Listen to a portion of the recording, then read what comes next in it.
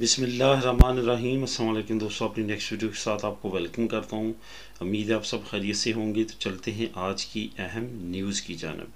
सबसे पहले तो वालिदैन के लिए जो 500 यूरो की नई अमदाद की अनाउंसमेंट की गई है, इस पर तफसीली बात करेंगे।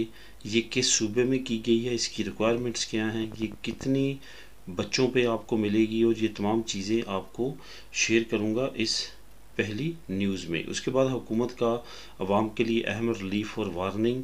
रिलीफ अवाम के लिए कौन सा मिलेगा, और इसके साथ साथ वार्निंग किन को जारी की गई है, इसके बारे में बात करेंगे इस न्यूज़ में। उसमें इंग्लैंड में इमिग्रेंट्स अमेस्टी और नई रिपोर्ट। इमिग्रेंट्स की अमेस्टी मीन कि इंग्लैंड में लाखों की तादाद में जो इलीगल इमिग्रेंट हैं, उनके लीगल होने के चांसेस कितने हैं, उनको अमेस्टी मिलने के चांसेस कितने हैं। और एक नई रिपोर्ट शाया की गई है यूके होम ऑफिस की तरफ से, उसमें काफ़ी अहम डाटा जो है वो शेयर किया गया है, उसके बारे में बात करेंगे। और आखिर में बात करेंगे यूरोपीय यूनियन की तरफ से एक अहम ऐलान, आने वाले वक्त में यूरोपीय यूनियन क्या करने वाली है इन्फ्लेशन के ख़िलाफ़, और बाकी अहम जो इक़दाम है वो कौन से उठाने वाली है, इस पर बात करेंगे वीडियो के आखिर में। सबसे पहले तो वालिदैन के लिए बात करते हैं 500 यूरो इमदाद की। स्पेन में एक काफ़ी अहम सूबा है जो कि पाइस बास्को और गलीसिया के दरमियान में वाक़ है, जिसको ऑस्ट्रिया बोलते हैं। ऑस्ट्रिया सूबे में एक अहम अनाउंसमेंट की गई है। ऑस्ट्रिया सूबा भी ऐसा है, वहाँ पे अच्छी खासी कम्युनिटी हमारी रहती है जो कि इस नई इमदाद से फ़ायदा उठा सकती है। 11 लाख यूरो की ये सूबे ने जो इमदाद है ये पास की है, और अब इसको देना शुरू कर दिया जाएगा मुख्तलिफ वालिदैन को। इसमें कुछ इस तरह किया गया है कि जो इस वक्त हालात वाक़यात हैं इन्फ्लेशन के, महंगाई के, इसको कंट्रोल करने के लिए मेन ये हथियार यूज़ किया गया है कि जो वालिदैन इस वक्त माशी तौर पे तंग हैं उनको ये इमदाद दी जाए। जिनका एक बच्चा होगा उनको 200 यूरो, जिनके 2 बच्चे होंगे या 2 से ज़्यादा होंगे उनको 500 यूरो जो है वो दिया जाएगा। ये याद रखें कि ये ऑस्ट्रिया की हुकूमत की तरफ से ही सिर्फ अनाउंसमेंट है, बाकी नेशनल लेवल की अनाउंसमेंट नहीं है। अगर आप किसी और सूबे में रहते हैं, फॉर एग्ज़ाम्पल कैटलोनिया में रहते हैं, या मैड्रिड सूबे में रहते हैं, या पाइस बास्को या गलीसिया अंदलूसिया, वो इससे फ़ायदा नहीं उठा सकते। ये सिर्फ और सिर्फ ऑस्ट्रिया के लोग उठा सकते हैं। इसका लिंक जो है वो नीचे मैं डिस्क्रिप्शन में दे दूँगा, आप ख़ुद भी इसको क्लिक करके रीड कर सकेंगे।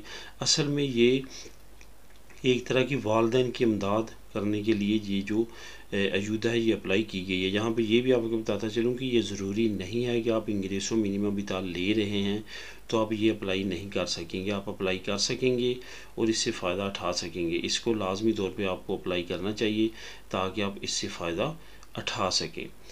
हुकूमत का आवाम के लिए अहम रिलीफ, जैसा कि आप जानते हैं कि हुकूमत मुख्तलिफ़ तरह के इक़दाम उठा रही है ताकि जो इस वक्त महंगाई का दौर है इसमें रिलीफ दिया जा सके। ऑलरेडी कुछ अनाउंसमेंट हो चुकी हैं जिसमें आपको मालूम है कि डीज़ल और पेट्रोल में डिस्काउंट की अनाउंसमेंट हो चुकी है। उसके बाद जो बड़ी बड़ी कंपनीज ट्रांसपोर्ट की हैं या इंडिविजुअल्स ऑटोनोमोस हैं उनको इमदाद देने की अनाउंसमेंट हो चुकी है। इसके साथ साथ जो रिसेंटली आपको मालूम है कि जो मैंने आप लोगों से शेयर किया था, सितंबर से दिसंबर तक रिलीफ दिया जाएगा टिकट्स में, जो कि 50% से 100% टिकट्स आपकी फ्री हो जाएंगी ट्रांसपोर्ट की, जिसमें आपकी ट्रेन है, बस है और शिप है। ये तमाम चीज़ें, मेट्रो भी जिसमें शामिल है। जिन सिटीज़ में मेट्रो चलती है वो मेट्रो से भी आप फ़ायदा उठा सकेंगे। तो इस तरह की जो अनाउंसमेंट आ रही हैं इससे आवाम को रिलीफ देने की कोशिश की जा रही है। लेकिन साथ साथ हुकूमत ने कुछ ऐसे इदारे जो कि बहुत ज़्यादा प्रॉफिट में जा रहे थे उनको टैक्स नए लगाए हैं, जिसमें ख़ास तौर पे बैंक सेक्टर है और इलेक्ट्रिसिटी की कंपनीज़ है, जिसमें इंदेसा है, बिदरोला है, ये कंपनीज़ को नए टैक्सेस लगाए हैं। इसके रिज़ल्ट्स क्या सामने आए कि इन कंपनीज़ ने, बैंक्स ने और एनर्जी की जो कंपनीज़ थी इन्होंने, अभी हुकूमत की अनाउंसमेंट आई है, उन्होंने पहले ही अपने बिल में टैक्सेस वगैरह ऐड करना शुरू कर दिए हैं जो कि डायरेक्टली आवाम से वसूल किए जाएंगे। इसके बाद अब क्या हुआ कि हुकूमत ने एक्शन लिया और हुकूमत ने अनाउंस किया है कि वो इनके ख़िलाफ़ कार्रवाई करेगी अगर इस तरह की एक्टिविटीज़ कंपनीज करती हैं। ये याद रखिए कि हुकूमत ने सिर्फ़ और सिर्फ इस वजह से उन पे नए अजाफी टैक्सेस लगाए थे क्योंकि उनके प्रॉफिट में काफ़ी ज़्यादा इजाफा हुआ था। बाकी जितने भी शोबे हैं वो इन्फ्लेशन की वजह से या बाकी मामलात की वजह से नीचे गए हैं, लेकिन ये 2 शोबे ऐसे हैं इनके प्रॉफिट में इजाफा हुआ है। यही वजह है कि अब हुकूमत ने इनके ख़िलाफ़ स्टेप लेने की अनाउंसमेंट की है कि अगर ये बाज ना आए तो इनके ख़िलाफ़ अगेन जो है कार्रवाई की जाएगी। क्योंकि यहाँ पे आपने देखा होगा कि बिजली के, गैस के, इसके साथ साथ जो बाकी बिल हैं आपके आते वो भी बढ़ना शुरू हो चुके हैं। इसके साथ साथ जो बैंक हैं उन्होंने काफ़ी ज़्यादा आवाम को तंग किया हुआ है, कमीशन की सूरत में और काफ़ी दूसरे चार्जेस की सूरत में अच्छी खासी आपकी अमाउंट काट लेते हैं। यही वजह है कि अब हुकूमत इनके ख़िलाफ़ एक्शन लेने का ऐलान कर चुकी है। इसका लिंक भी आपको नीचे मैं डिस्क्रिप्शन में दे दूँगा, आप उसको क्लिक करके ख़ुद भी रीड कर सकेंगे। इंग्लैंड की बात करते हैं। इंग्लैंड में काफ़ी अहम डेवलपमेंट सामने आ रही हैं, जिसमें बोरिस जॉनसन का घर जाना, काफ़ी अरसे से बोरिस जॉनसन के गिर्द घेरा तंग किया जा रहा था कि उसको प्राइम मिनिस्टर हाउस से निकाला जाए, लेकिन प्राइम मिनिस्टर हाउस से निकालना बोरिस जॉनसन को काफ़ी ज़्यादा मुश्किल रहा, क्योंकि काफ़ी मरतबा ट्राई करने के बावजूद बोरिस जॉनसन बार बार बचता रहा। लेकिन इस दफ़ा जब 44 मिनिस्टर्स ने इसके ख़िलाफ़ जो है वो आवाज़ उठाई और रिज़ाइन देने की बात की, तो बोरिस जॉनसन को घर भेज दिया गया और बोरिस जॉनसन ने रिज़ाइन दे दिया कि वो अब प्राइम मिनिस्टर पे नहीं रहेंगे।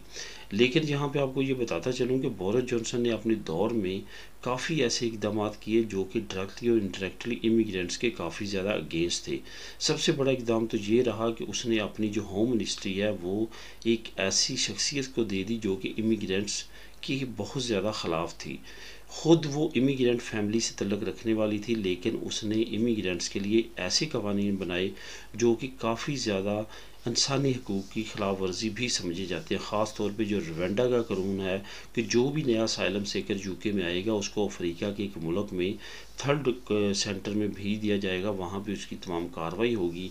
अगर उसका असाइलम करेक्ट होगा तो उसको यूके में, वरना वहीं से डिपोर्ट कर दिया जाएगा। इसके अगेंस्ट अभी तक आवाज़ें उठ रही हैं, लेकिन अभी ये कानून लागू कर दिया गया और वहाँ से काफ़ी लोगों को रवांडा भेज दिया गया है। इसके साथ साथ बाकी बेशुमार कवानीन ऐसे हैं जिसको बार बार इंग्लैंड की हाई कोर्ट ने और सुप्रीम कोर्ट ने रिजेक्ट किया। अगर वो भी इम्प्लीमेंट हो जाती तो यूके में इमिग्रेंट्स का रहना इंतहाई मुश्किल हो जाता है। यही वजह है कि इमिग्रेंट्स के अगेंस्ट ऐसी कार्रवाइयाँ की गई जो कि तारीख में पहले कभी नहीं की गई थी। अभी रिसेंटली आयरलैंड के प्राइम मिनिस्टर ने भी इसको काले कानून से तशबीह दी है कि ये जो रवांडा का कानून है ये इंतहाई ख़तरनाक है, जो कि इंग्लैंड ने पास किया और इस पर अमल कर रहा है। यही वजह है कि अब बोरिस जॉनसन के जाने के बाद और प्रीति पटेल अगर जाती है तो उसके जाने के बाद उम्मीद है कि इमिग्रेंट्स के लिए आसानियाँ पैदा होंगी और एमनेस्टी के काफ़ी ज़्यादा चांसेस बढ़ जाएंगे।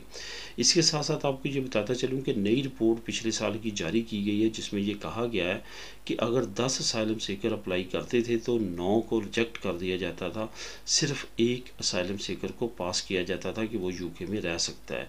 इतनी कम रेशो जो है वो हिस्ट्री में यूके में पहले कभी नहीं रही। इसका लिंक भी आपको मैं नीचे डिस्क्रिप्शन में दे दूंगा, आप इस रिपोर्ट को भी रीड कर सकते हैं और इससे रिलेटेड जो दूसरे अवामल है वो भी रीड कर सकते हैं। यूरोपीय यूनियन की तरफ से कुछ अहम ऐलानात सामने आए हैं, जिसमें अहम ऐलान एक तो ये है कि यूरोपीय यूनियन जिस तरह इन्फ्लेशन बढ़ रही है आहिस्ता आहिस्ता तमाम यूरोपीय यूनियन में और काफ़ी ख़तरनाक हद तक बढ़ चुकी है, इतनी ज़्यादा बढ़ चुकी है कि 20 साल में पहली मरतबा जो डॉलर है वो यूरोपीय यूनियन के यूरो के बराबर आ चुका है। और बाज़ औक़ात ये देखा गया कि फॉरेक्स मार्केट में डॉलर बढ़ गया है यूरो से।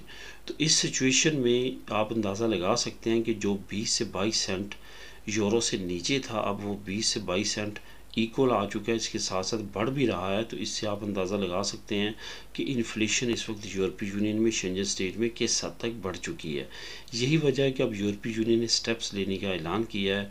वो आने वाले वक्त में कुछ ऐसे स्टेप्स लेंगे जिसमें इन्फ्लेशन को काबू किया जाएगा, कंट्रोल किया जाएगा। ये याद रहे कि इसकी सबसे बड़ी वजह जो है वो रशिया की और यूक्रेन की जंग है।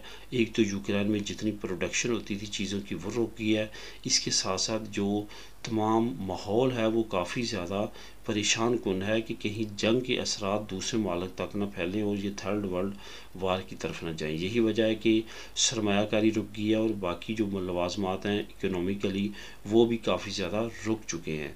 अब इसको बेहतर करने के लिए यूरोपीय यूनियन ने ऐलान किया है कि वो नए स्टेप्स ले रहे हैं जिससे आने वाले वक्त में इन्फ्लेशन पे काबू पाने की में मदद मिलेगी और नए अवामल जो हैं वो सामने आएंगे। अब देखते हैं यूरोपीय यूनियन इसके बारे में क्या स्टेप्स नए लेती है। तो दोस्तों ये थी आज की अहम न्यूज़ और मालूमात। मिलेंगी नेक्स्ट वीडियो में नई अपडेट्स के साथ। अल्लाह हाफिज़।